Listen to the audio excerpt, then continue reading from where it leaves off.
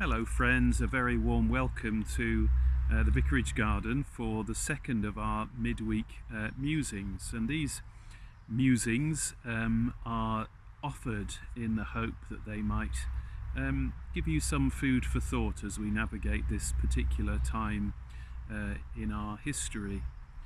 And this week I want to turn our attention to one of the Psalms. Now, for many of you, it will be the most familiar psalm, the psalm that you know, Psalm 23. I've used it hundreds of times at funerals and so know it really well. And it's a psalm that's particularly appropriate for that context, setting as it does our life within the context of God's love for us, God's care for us, even in difficult times. So what I'd like to invite you to do is to find Psalm 23 at home in your own version if you like, or we'll put on the screen the words to Psalm 23 as I will read them. I'll read them through, and as we've done with other studies before, just have a moment or two to reflect on the words of the psalm for yourself. See if there are phrases or words that come to mind, something you want to dwell on or linger on that might be speaking to you particularly at this moment. And then I'll come back at the end and offer two or three of my own thoughts about the psalm and hope that they might be of use to you. So Psalm 23, it goes like this. The Lord is my shepherd, therefore can I lack nothing. He makes me lie down in green pastures and leads me beside still waters. He shall refresh my soul and guide me in the paths of righteousness for his name's sake.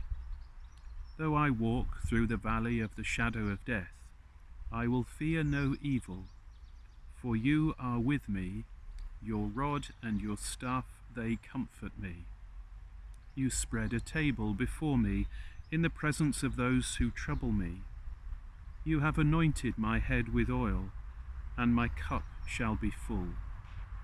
Surely goodness and loving mercy shall follow me all the days of my life, and I will dwell in the house of the Lord forever.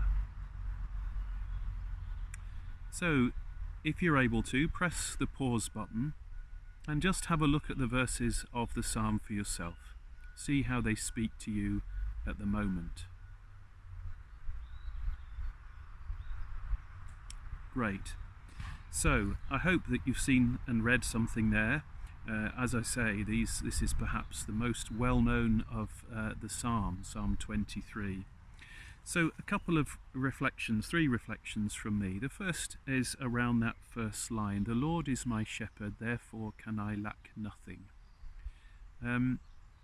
Perhaps we don't like the image of the shepherd, but hopefully we do, or perhaps we don't like the idea of being a sheep.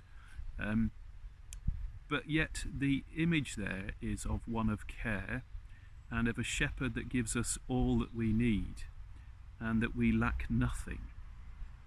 And I think that's something just to remember as we ponder ourselves and the situation we find ourselves in. The Lord is our shepherd, the Lord cares and loves us, and we lack nothing. Just to dwell on that phrase for a little while. Then the second image, and I've always found this really helpful and why particularly it might be useful at funerals or at a time like this when things are different. When we come to the fourth verse, though I walk through the valley of the shadow of death, I will fear no evil. The valley of the shadow of death, the sense of us going through a time which is difficult, going through the valley of the shadow of death, and yet importantly, God is with us. God is with us even in the valley of the shadow of death. So just hold on to that for a moment. Think about God being with us through this time. And then lastly, your rod and your staff, they comfort me. That sense of rod and staff being a walking stick, being the means by which we leave that valley, by which we don't stay there forever. That though there'll be a time, there is a time like this, with God, we are always being invited to step, perhaps one step at a time, carefully, from the place of the valley, from the shadow of death, with the God who is with us, into a place of new life. And that should be a comfort to us. God is with us. God is with us in the valley of the shadow of death, and God will be guiding us into new life. That's it for this week. Hope to see you again next week if you're able. We'll have another midweek musing. Do send me any comments via email or other means if you want to just share some thoughts that you've had about this psalm. And I look forward to seeing you again next week. Well, hopefully see you on Sunday and then next week for this midweek musing. God bless you. I keep you in my prayers daily, as I hope you do me.